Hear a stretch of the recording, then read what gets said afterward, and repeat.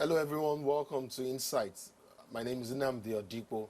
In a world where the coronavirus pandemic has caused uncertainties in capital markets, manufacturing and the entire business and industrial sectors, these days people are seeking safer options for investment. During the weeks of complete lockdown in parts of the country, the internet and mobile platforms opened a new vista for business and became the most viable and attractive mode of doing business. I guess the question on the minds of most people at the moment would be, what are the available high-yield investment opportunities in Nigeria with the coronavirus still making the round? We will get some answers presently. My colleague Elizabeth Omorui is here with me as usual. Elizabeth, I know for a fact that you have a guest, an expert that you will be speaking to on ICT transformation and its applicability. Yes, of course. You would agree with me that information communications technology has transformed the way businesses are actually done these days. Now, how are the entrepreneurs and the media taking advantage, leveraging on ICT to boost their businesses? That will be our focus. Indeed. On the media review segment. Let's just get started with the main discussion for this episode.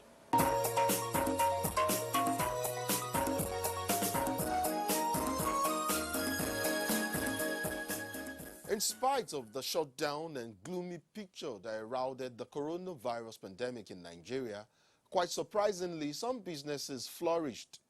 But more surprising is how much information technology impacted in the emergence of startups, whether in agriculture, real estate, and most definitely in IT reskilling. I had a rather profound conversation with two analysts in separate professional fields, and it gives a sense of the popular saying, when life gives you lemons, make lemonade.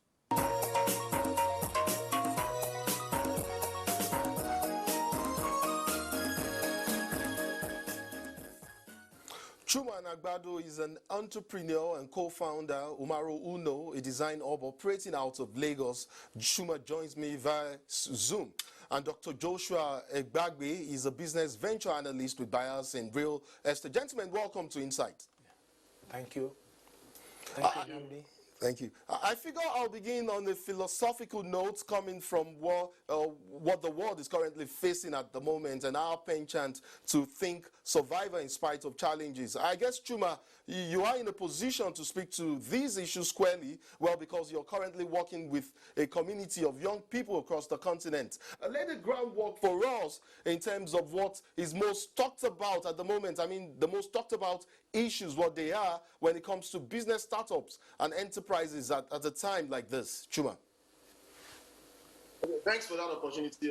So basically, it's all there. It's about survival. Survival is on everybody's lips. Survival as human beings, survival as businesses, survival as enterprises. So it's the time has come for innovation. The time has come for people to think and use what they have to survive. Right, because the world has been shut down. I mean, the interactions have been reduced and all of that. So, yes, against this backdrop, it's almost like a reset button for entire humanity. I mean, the climate is getting the better part of it. So, I mean, anytime you have a stop and start, is always an opportunity to start on a better note and a more well-planned, articulated note. So, yes, I would say survival of just about everything. Dr. Egbagbe, you chuckled while Chuma mentioned the issue of innovation. Why is that so? Chuma, you are right on spot, right on target. It's a time for disruption. It's a time to go agile, in your processes and in your strategic thinking. So innovation is the name of the game. COVID era is not just like the people think it started and it's going to end. No, we have entered into a new epoch of human existence. It's an existential issue. And so I chuckled because it was right on target. Innovation, innovation, innovation. And you don't innovate without going digital, So it's all a lot of things pass through my mind. Disruption, innovation, pioneering, new concepts, new ideas. It's a new day. Dr. Gbagbe, I mentioned earlier that you are a business venture analyst with buyers in real estate. One would assume that at a time like this, when businesses are struggling to stay afloat, I mean, what's the appeal with investing in the real estate sector, particularly during a time like this? Right. Are there even opportunities? You see, that question is very tempting because you're giving me, how would I put it now, a platform to quickly, in 2-3 minutes or 1 minute, even say that my background is actually medicine. I'm a medical doctor with a postgraduate in public health management, and we did a research on how socioeconomic factors influence health. You see, those are the heydays of the 80s, the mid-80s, when the World Health Organization was talking about public, what do you call it again, primary health care. And real estate, specifically affordable housing, is so critical to the health of our people. So in this COVID-19 era, you are going to notice that where you have slums, where you have bad housing conditions, you're going to have more of community, spread of coronavirus, and not just coronavirus, other diseases, but we are focusing on COVID-19. So real estate is going to take a leap forward if properly structured. That's why I chuckled when Chuma spoke about innovation. So we will not do real estate like before. No. We're going to change the paradigm. We're going to have to look at how to simplify the processes, how to digitalize the processes, and how to bring automation into play. But most importantly, we need to shift emphasis to what I call consumer, and demand and off-taker affordability issues. We're going to have to put the Nigerian citizen, the Nigerian worker, at the center of our permutations so that we can design real estate solutions that will not only tackle the issue of shelter, but health.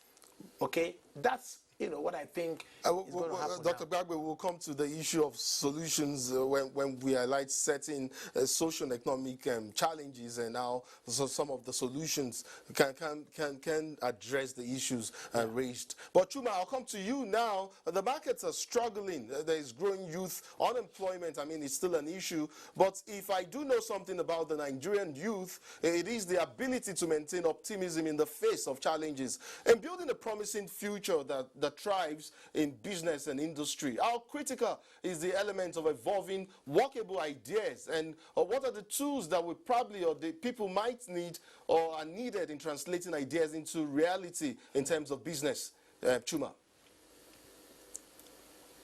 Thank you for that. So if I just step back a bit and take from what Doctor has said, we don't just need to develop or build houses for shelter, but houses that are functional, houses that are health conscious.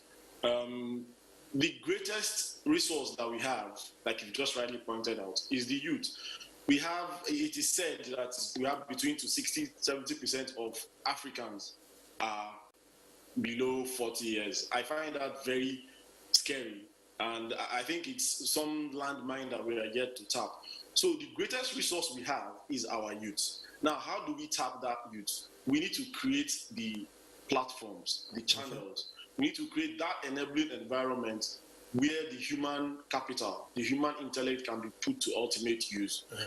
Starting from real estate, to medicine, to fashion, to construction, to biotechnology. It goes all over the place. Look at what we are doing here now. Normally, we would have had to fly down to NTA HQ to have this interview, but we are using technology in this instance to enable this conversation. So a lot of this needs to be happening. We need a whole lot more, but specifically because we have a backlog of youths that have not been properly educated, we need to leapfrog, we need to jumpstart, we need to create a lot more learning platforms, a lot more learning possibilities so that those that have missed the foundation can catch up. And we need to really look inwards. And when I say look inwards, we need to start looking at our realities. We need to start looking at that which is economically viable. We need to look at that which is technologically feasible, and that which really solves a problem. Because at the end of the day, when you're able to create something that solves a problem, then you would have started on a journey of sustainability. I know we have limited time, so I'll just hold it there so that we can go ahead. Dr. Gbagwe appears to be agreeing with you a whole lot, Chuba. But Dr. Gbagwe, I will give you an opportunity to quickly react to some of what Chuma just raised before I go ahead to ask you a question. Would you want to take up from there? Chuma is basically, as a business analyst, I normally start analyzing from the mindset of the individuals. Chuma has a very entrepreneurial mindset, innovative and rather radical if you look at it properly, because he mentioned the 60-70% of our demographics emphasis, leaning towards the youth. Yes. And he also talked about bringing them into, he talked about literacy, learning, and all of that. And I will just add to what he said, data, intelligent data. You see, my PhD in medicine has to do with social medical factors, like I said already, and we have to look at data, the spread of disease, the endemicity of any particular disease has to be properly evaluated in respect of data. We now use that data to structure health intervention policies. So in the same way, when we look at the youth of today, I would like to propose affordable housing as almost like a silver bullet, because what Chuma just said now, we need to bring the youth on stream. He talked about backlog. I like that word, backlog. Backlog of what? Backlog of satisfying them with housing, backlog of satisfying them with jobs, backlog of removing the youth unemployment, which translates into youth restiveness. So if you look at affordable housing, you can integrate all of these factors. Poverty alleviation. I'll interrupt you here, Dr. Gbagwe. I'd like to redirect this discourse, this particular point you're making, and because you did earlier on raise the issue of overcoming COVID-19 era challenges, but particularly in the real estate sector. And of course, we know you've talked about, or we've heard you talk about the value chain in real estate. How can we address some of these challenges, leveraging on the expansive value chain within the sector?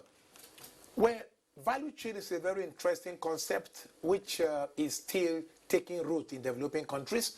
But in the real sense of the word, value chain is the way to look at life. For me, as a value chain analyst, I normally take my bearing from the off-taker, from the demand, from the person, the consumer, which in this case is the Nigerian citizen. Yeah. Nnamdi, I must be very frank with you. We must have to have more responsiveness to the challenges of the man on the street. So when you look at the value chain of housing, affordable housing as a sector, it dovetails and integrates with value chain, other value chains, because you can't build a single house without literally, involving the value chains of other sectors. For example, I built estates. Okay, I discovered that to build one house, you need to have solid minerals involved.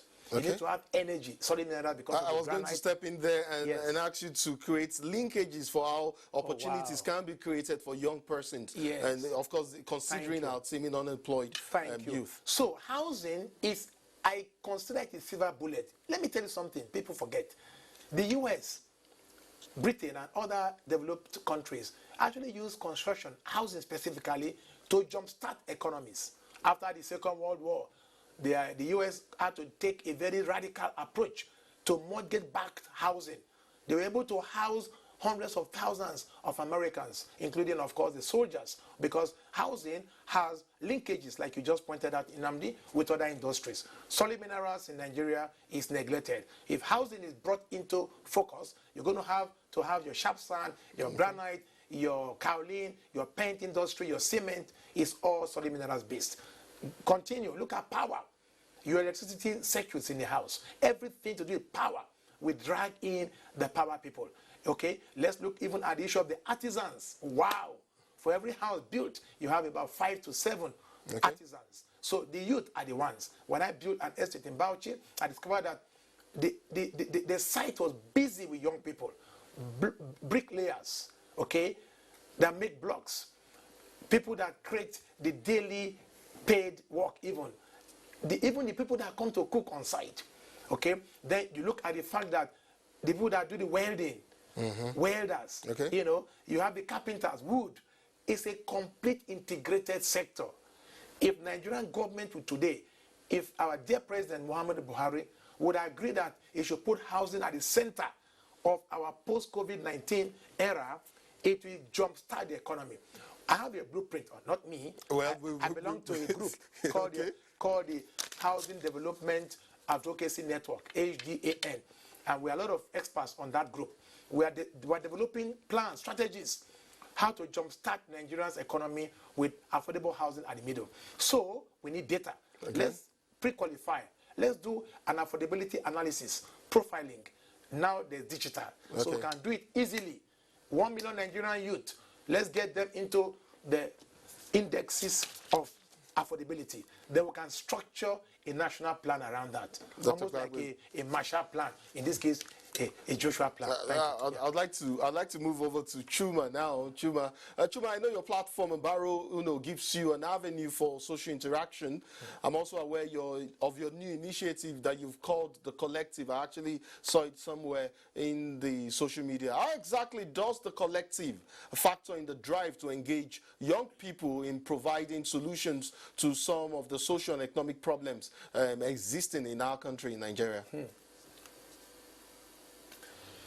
So thank you. The environmental collective is not just for social interaction, but actually for social development, social innovation. What we are trying to do is to bring a certain type, a certain classification of our youths, the professionals who are doing their own bit in their own right. We want to come together. We want to create these cycles of innovation where we take one issue and then we just brainstorm through it, and then we come up with real tangible solutions that would then become what forms an enterprise that would solve a problem. Okay. This is so because we realize that we have a lot of lip service being paid to innovation, and then we just sit down in one round table, we talk, and at the end of the day, one paper is just issued and it dies there. What we want to do with the collective is to create actual solutions that then becomes enterprises, businesses that would empower people in carrying out its mandate of solving that problem, right? How's the response been so far, and what kind of solutions have targeted? Can you, for instance, create a scenario and tell us about how the collective has helped in providing solutions to a particular or specific challenge? Okay, so we've gotten well over 50 young professionals have enrolled. We are starting off 1st of July, and we are going to be focusing on health, obviously, because of what is going on. We want to see how we're going to innovate around health in the first innovation cycle, which will last 3 months. And as this is going on, all we do is going to be published, and whatever we create at the end of the day will then form the seeds of what will become startups and in that enterprise ecosystem. Part of the things we've done before, we've innovated alongside lines of language. So we have a platform online that is trying to standardize the pidgin language, because we realize that language is a big problem. Yeah. If we can have a language that is ours, that will give us our identity, then we can start to translate text, we can start to translate literature, we can start to all of that education, we can start to learn. It is easier to learn in the language that is your own than the language that is foreign. We have something else that we've done, an initiative that takes basic first aid training. It's called Dr. No Day. Basic first aid training to very remote communities. So as the name implies, We were, if I recall correctly, Chuma, NTA was actually part of, created a platform for Dr. No Day, and we actually helped push the idea across the African continent. But I'll cross over now to Dr. Gbagbe, and speaking of creating solutions, Dr. Gbagbe, there have always been issues and challenges associated with real estate development in Nigeria, even before, of course, COVID-19. These issues are now exacerbated by the pandemic. What level of innovations could come on stream, and I know you've mentioned that earlier, to improve issues like, the specific issues like mortgage financing and creating access to housing especially based on one's pocket capacity? Wow. You've answered the question yourself. You talked about data, Nnamdi, you talked about pocket capacity just now. And value chain project consultants is not really about a person or even a business for me. maybe because of my scientific background, my research background, I discovered that way back in 2013, 2014, working with the German government agency GIZ, we were able to do a research. It's actually a document, a research document. You know, I think someday I will look at how to go do a proper degree on that. But the document showed that we actually can structure an affordable housing delivery system that integrates the different value chains, both within the housing value chain and other value chains. Okay, so to be more specific, as your question has asked, the solutions today, especially with this COVID-19 thing, have shown that poor living conditions will definitely affect the spread of disease. Look at what's happening in the USA in terms of the bigger spread of COVID-19 is among the poorer demographics. So in Nigeria, it's not different. What we need to do now is to structure a strategic blueprint for affordable housing delivery, whereby the data we will get must not be dead data. I like what Chuma said, that there's not enough, bringing into implementation some of these ideas. He mentioned it that he is trying to get people to get into enterprises, because that's when the jobs are created. Okay, so when we have this affordable housing strategy that allows us to know what the affordability of these same young people we are talking about. Some of them are professionals. He talked about 15 professionals. I would like him to have a bigger drag neck. I mean, I would like to get to meet him, by the way. But we can begin to look at how to create housing estates that are based on people's pocket capacity, and then design the jobs that will come out of that. The GIZ, German government agency, had to do with pro-poor, how to destroy poverty, how to reduce poverty. And then, when we have all that data in place, we can now look at designs that are specific to the different categories of affordability. And I think Nigerian workers, because I do a lot of work with the TUC, we need to get the workers involved. A lot of young workers, they don't have houses to stay in. They come to Abuja from far off zones. Some of them even live in Nasarawa State, some in Niger State. Those that live in Abuja, Kubwa, Kuje, Lugbe, when I heard how much they pay for, oh my God. Well, Dr. Gbagbe, the government has been working on that for a couple of years, and I think some significant improvements have been achieved within the last 5 years by the current administration. I'll cross over to Chuma. Chuma, I'm sure you're aware of, since we're talking about government policies now, but I'm sure you're aware of specific policies targeting the growth of SMEs, as well as other programs by public agencies helping to build capacity and human capital.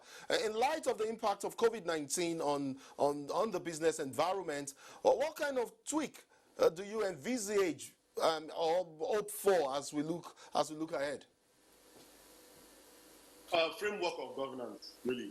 We have all the good ideas. We have all the good ideas that we want to implement, all the good policies. But I think one of our biggest challenges, one of our biggest problems is over-centralization. So you don't have these policies getting down there to the grassroots. I think we need to redesign our entire framework so that when these good policies we create are implemented, it would get to the end. I will give you an instance. Okay. If you take what's happening currently in this pandemic and how the palliatives have been shared, clearly our framework is flawed.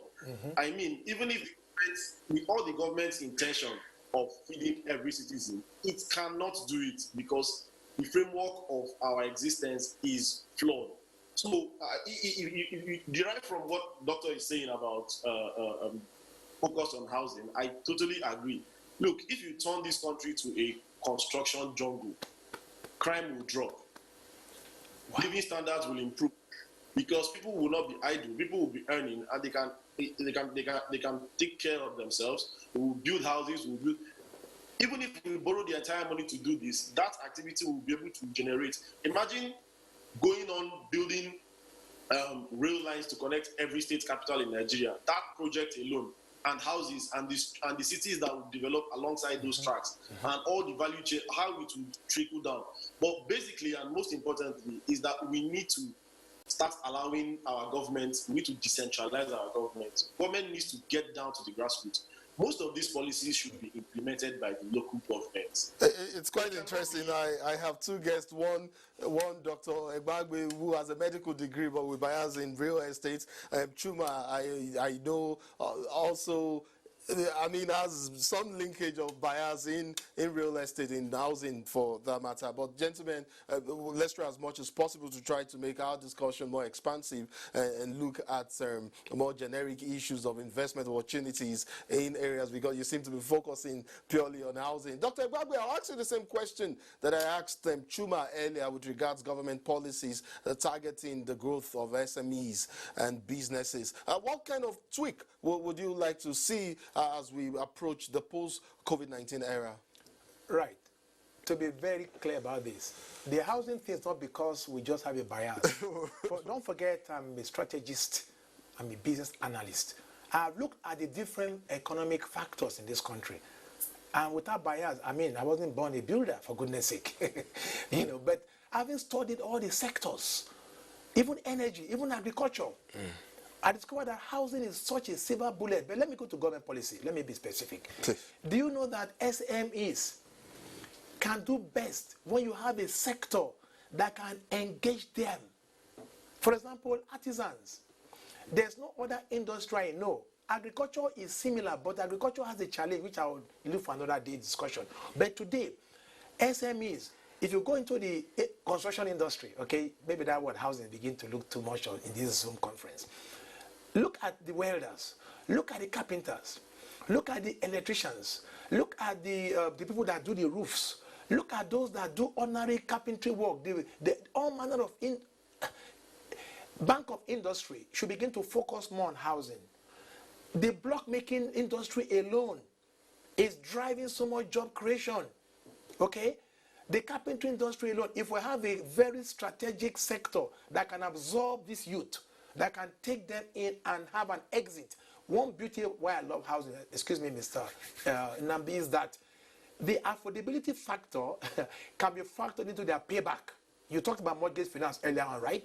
With mortgage finance being structured now, Federal Mortgage Bank is doing a great work, the new management, Family Homes Fund. This administration is one of the most responsive so far for housing. You can take my word for that, without bias. The Buhari government has been able to float something called the Family Homes Fund. There's a brilliant young man there, I won't call him a young man, Femi Adewole. What are they doing? It's about social impact housing. They are building thousands of houses across the nation to help the low and middle income earners. Why that is going on, what's happening, jobs are being created, okay? And when you look at Federal Mortgage Bank, they now have cooperative loans, they have what they call the rent to own. A lot of houses will come on stream. Every house, don't forget, Nnamdi, carries jobs. So government policy should not just be like Chuma said, paperwork. It should be targeted at the individual. The sector must create impact on individual Nigerians. And that's what I see. Not only in housing, by the way, agriculture can do the same thing, right? You can also do the same thing, by the way, with just simple, like you said, job creation for youth around the health sector, okay? But housing for me is like an integral, it integrates a lot of other value chains. And with digital revolution in place now, we can do data drives. I mean, I have a capacity by working with other stakeholders to drive even 1 million Nigerians into a digital off-takers affordability webnet. That'll be advertising on my platform, Dr. Egbagbe, so I won't let you do that. Chuma, I'll come back to you and I'll ask you to back up a bit and take you back to the issue we talked about earlier with regards what is topmost in the minds of the teeming Nigerian, well, let's not use the word unemployed youth now, but those aspiring to become entrepreneurs like yourself. Give me a sense of the feelers you're getting out there from your interaction within, across board now, not just in design alone, but across board now. And I do know that you also have a platform to reach out to youths and young people across Africa. Give us a sense of some of the feelers you've been getting so far. Okay, so as entrepreneurs, I think what we have is hope. We've never lacked hope, and we are very optimistic. The optimism is at an all-time high. I mean, this is a reset button for all of us. For me and the couple of persons that are close to me, we've also had the opportunity to use this time to reflect, redesign, refine, and we are now about to refire. So, I mean, we've never had this opportunity because as an entrepreneur, you are always on the go. You keep going, you keep going. But this has been able to put a pause, a stop to all of us. And we've now looked at all we have, and people are really beginning to think. Innovation has already started happening, actually, because it's said that necessity is the mother of invention. So it has become necessary that we look at our ventures. I mean, entrepreneurs are beginning to look at the staff, their colleagues at work, and say, okay, who is relevant? Who is who should we keep and who should go? But even the people that work in any enterprise are also asking themselves, both the employee and the employer, everybody is reappraising the situation. So I think this opportunity provides us that rare window to really refine and fine-tune what we're doing across all sectors, across board, and become literally what I would call literally effective. So it's about lean, mean teams, lean, mean, trim, and effective teams, basically. Yeah, it's really the reflective part of it. We are all reflecting. Chuma, we're fast losing time, but I'll give you an opportunity, or I'll give an opportunity to get your final thoughts on some of the issues that we've raised. You've talked about the reading of business ideas. You've talked about existing gaps and the imperatives for filling these gaps. I mean, at this point, what's the projection in terms of opportunities out there and how we can grab them? I mean, the Nigerian youth now, in the spirit of resilience in spite of the challenges. I mean, for you, what do you see in the coming years? And this will be your final thoughts, Chuma. I'm excited, really. I'm excited because giving us the rare opportunity to be able to take on the opportunities that are inherent, and there's just a lot of them. I mean, we're already taking the opportunities, and so a clean slate, a blank white sheet is always a child's playground for an entrepreneur. What we will do is up to us.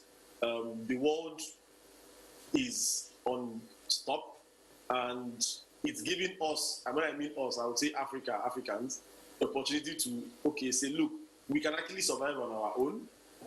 We can start doing things for ourselves, by ourselves, based on our reality.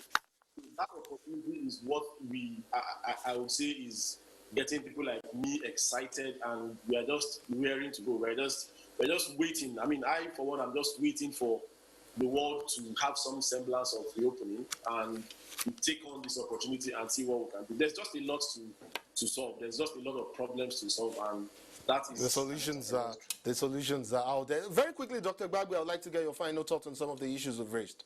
Yeah, well, I think to summarize, and very quickly too, Dr. Gbagbe. To summarize, we're looking at the value chain, an integrated approach, simplifying service delivery, and integrating with the government policies to target the off-takers, the individuals in any sector.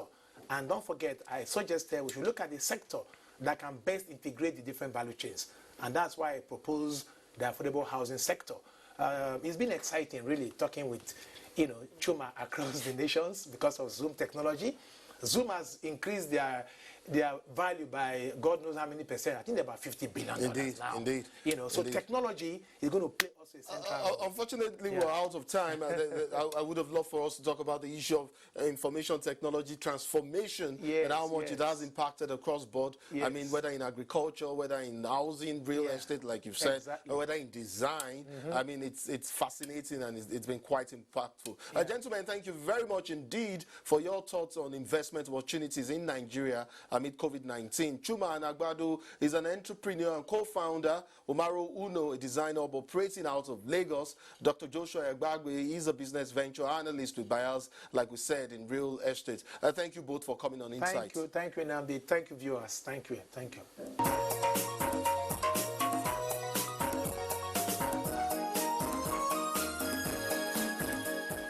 It is quite important to note that there are opportunities out there, especially for startups.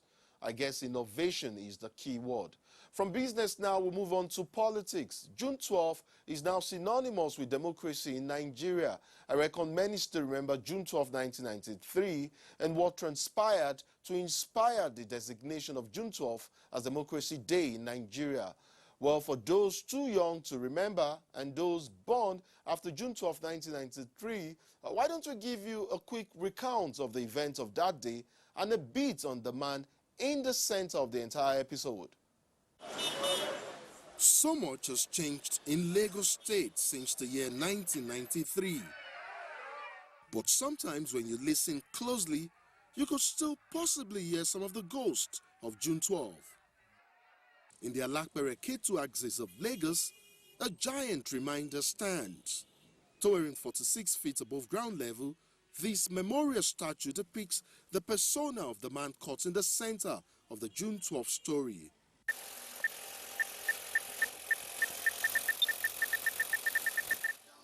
SDP, MKO, Kidibe, action. MKO, Kidibe, SDP, progress. It may or may not have been the TV campaign ads, but for sure, Nigerians were clearly intrigued by the man, Moshood Kashimawo Olawale Abiola. The legend of MKO Abiola had spread far and wide prior to the June 12, 1993 presidential election. The streets were livelier, the people more eager. Electioneering campaigns had sparked a fire that mostly burnt out religious and ethnic preconceptions amongst Nigerian voters. The amazing thing about it was so orderly, it was so free, visibly free, and the fairness was palpable. And we felt like heroes. Our country has done something right. Indeed, June 12, 1993 started as a very good day. As the day progressed, it carried with it the spirit and hope of inclusiveness collectively expressed by millions of voters. The result of the June 12, 1993 presidential election was never completely released and never made official. But something which emerged from the voting pattern and was rather quite glaring was the confirmation that the voters' choice clearly went beyond ethnicity and religion. My proud state of Kano, who had a candidate, but we felt that our candidate may not have been the best, and therefore will vote for another candidate. And that role played by Kano in delivering so many votes to the MKO Abiola is one of the positives we remember from that outcome. It is true that the presidential election was generally seen to be free, fair, and peaceful. However, there was, in fact, a huge array of electoral malpractices virtually in all the states of the Federation. The truth of the matter is that you do not have two sunrises in one day. Even in Africa, the sun rises only once a day, and that is the way it is. The people have made it very clear that that is what they want. The sun did rise and set on June 12, and the accompanying darkness was frightening. The protagonist in our story was known to have said something quite profound at the time, and I quote, "Democracy came at a price, steep but totally worth the people having their say." End of quote. The June 12 story has several heroes, but one stands out. But there were many other characters at play. In any event, there will always be the heroes and there will be the villains. But the good thing is for us to forgive and forget. What it tells us is that history matters, that it does not matter how you act, history will take care of everything. By sundown on June 12 and the break of dawn the next day, the story continued. The June 12 story is definitely one for posterity. Quite interesting, I dare say. Well, now I'll hand you over to Elizabeth Omori for the media review segment.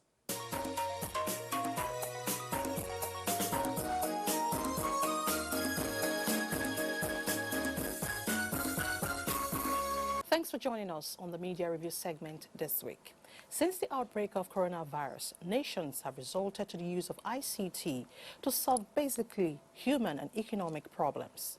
Now, as a nation, how have we leveraged on ICT? My guest, who has 15 years experience in this field, will be telling us, and he's Nasiru Danjuma Usman. It's nice to have you in our studio. Nice to have you too. Thank you. All right, tell us about how to leverage on ICT.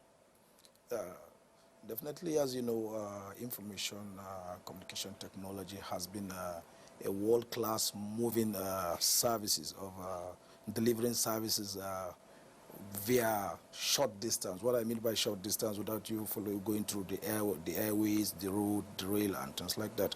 And with the coming up of COVID-19 currently in the world, people that see ICT as a new service that we cannot leverage and we cannot service it, we don't want to follow technology, choose to, because technology is the major and most effective means of delivering service. A lot of Nigerians here, like the entrepreneurs, started creating how to market their products through the E, how to sell their services through the E, because I see a lot of people that started doing catering courses through E, through WhatsApp, through Twitter, through Instagram. And when I saw from one lady, the lady had like 800 followers that paid for the course. And again, means of delivery, because in most cities there's this bike delivery system that was allowed during the window of the COVID. A lot of people leverage on that towards technology and deliver those services, whereby just with the list of application, with the list of data service, with the list of paid phone, you can leverage on those services. So it encourages and supports the nation to like a wake-up. Though it's a bad epidemic, but it became like a wake-up to we, especially in Africa and Nigeria. Okay, so how do you think this has changed the game for the media?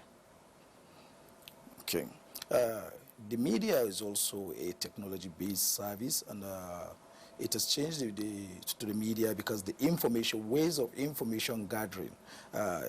Before, the media has to get to every root and corner of information service, but with the support of almost everybody in the e-services, getting your fact findings, your fact information through some video coverages based on all these virtual reality things, it became easy. So the operational expense of you getting your facts became lower, and the time in turnaround time became also shorter. All right, let's take, for instance, the housing sector, for instance. What is the layout? How has this transformed the sector? Basically on the housing sector, which is normally not an e-based thing, but because of the necessity of lockdown and safety for both the workers on site, the suppliers and everything, most people that were moving with technology use technology in making their decision of purchases and delivery.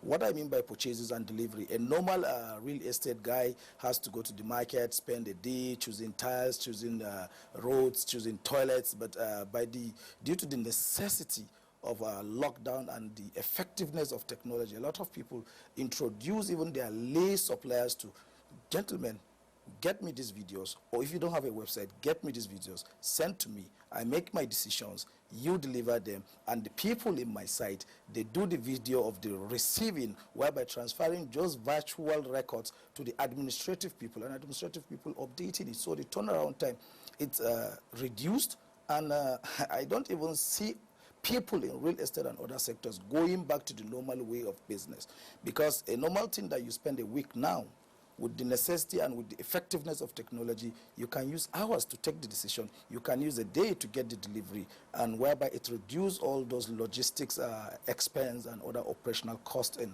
the construction. Okay, I'd like to take you back to the issue of entrepreneurs. ICT is involved now. People can display their goods, what they do, they can train and all that on the internet. Now, connectivity is an issue. Some can't really get connected. What do we do post-COVID-19? That's what we'll be looking at. You see, based on the data even used by users and the telecommunication service providers, they are in the game of profit, they are in the game of numbers. Yes, more or less some part of the social responsibility and some part is a business responsibility because they have to report numbers. Now with the data that they have seen during this COVID period and with the SMEs, if you look at the people on the low class, averagely based on data provided, they use the phone more, they use the data more than the high-profile people. So from that data, every service provider can do the analysis and know that, yes, these are the places I need to go and deploy more of my service, because it's a business sector. Yes, the government has laid the infrastructure for them, has laid the policies for them, but still it's left for them to reach the root. Because when you look at, it's just like, if you look at the data of banked and unbanked Nigerians, the unbanked Nigerians are more or less like 70%. But in still that 30% that are banked, a lot of them don't use technology. But with the necessity of this COVID movement, you have to buy certain things, you have to pay certain services, and a lot of people opted to go back for the e-services in the financial sector. From that, going back into the e-services of the financial sector, that means a lot of people in the society, a lot of the unbanked, they have to all go back to the data services. By going back to the data services, it's like waking up the service providers to do more, because if they don't do more, there are a lot of entrepreneurs from the high end, both local and international, that are looking at this limitation and this vacuum to come and take over it. Okay. I believe you agree with me that COVID-19 has changed the face of interaction to an extent. Now, for some businesses, for those that are employed, some will lose their jobs. Employers will fall back to ICT. What will be the fate of those that will lose their jobs? Of course, ICT has its own advantage and disadvantage. You know, everything in life, it depends on the way you look at the mirror of every aspect of life. Everything has advantage and disadvantage. It's just like too much comfortable child get to be pampered and get to be lazy. Sometimes some take advantage and get to be more active in life.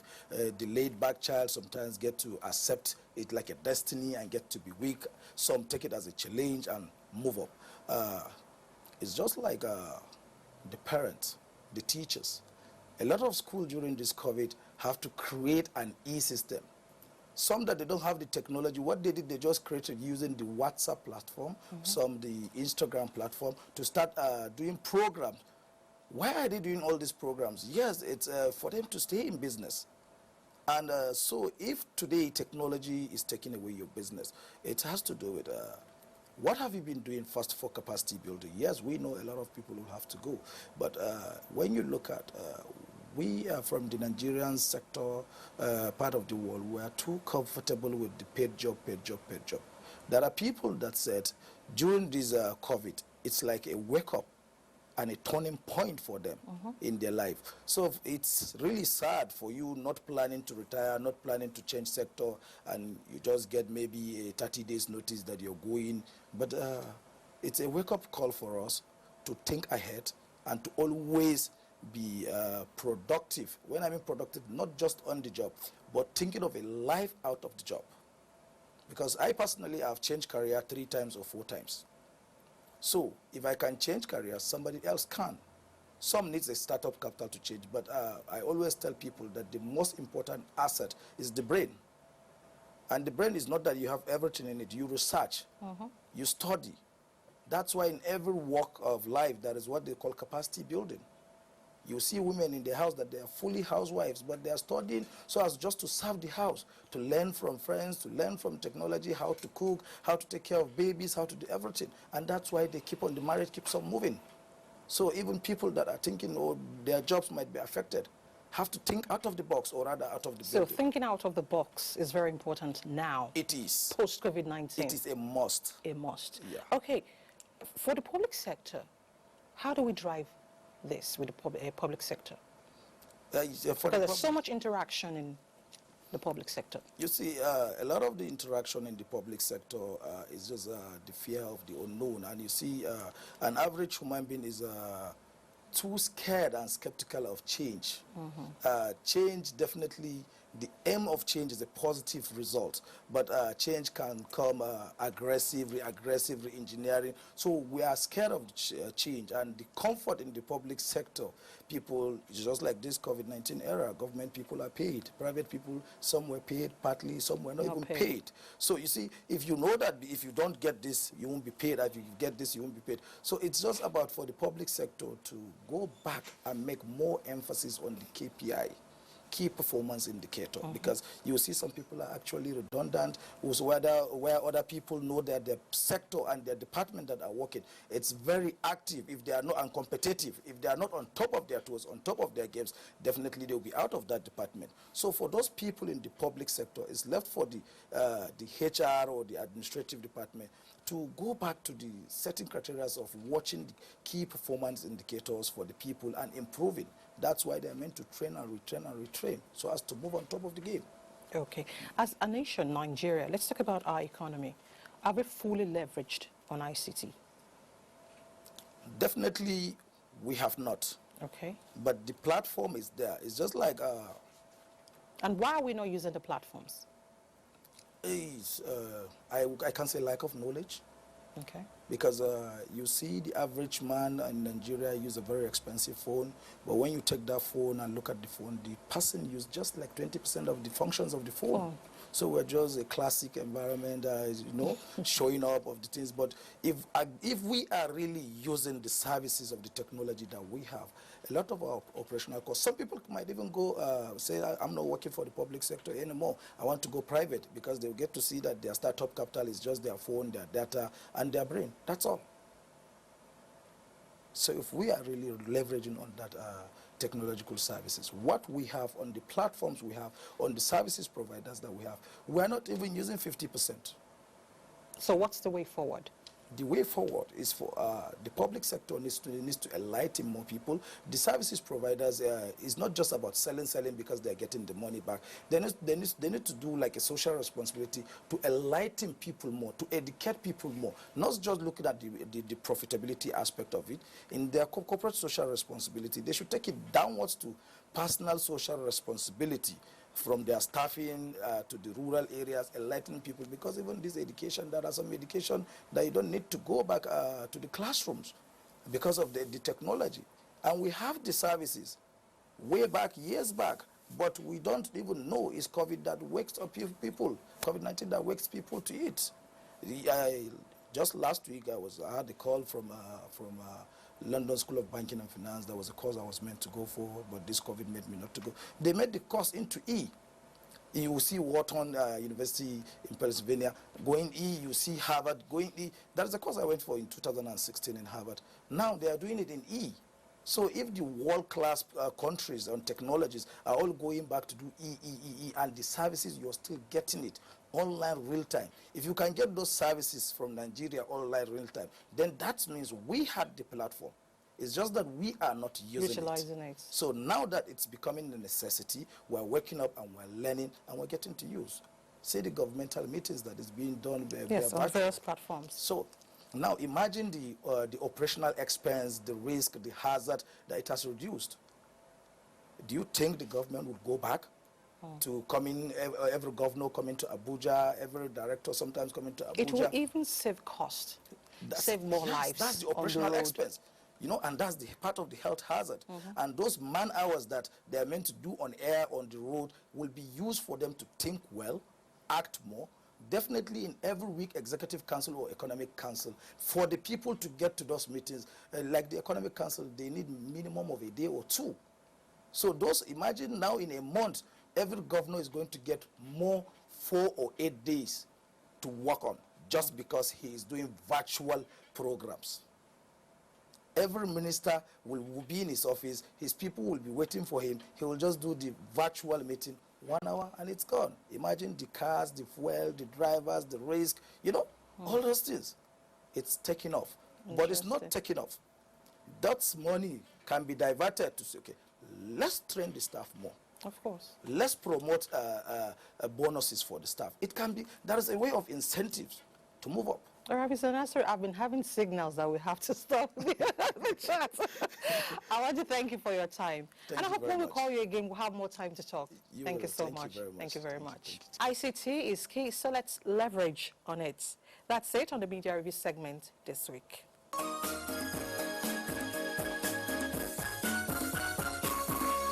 That's it. Thank you very much for watching. But join us same time next week for more on Insights. I am Nnamdi Odipo. And I'm Elizabeth Omori. Let's embrace ICT. It's key to development.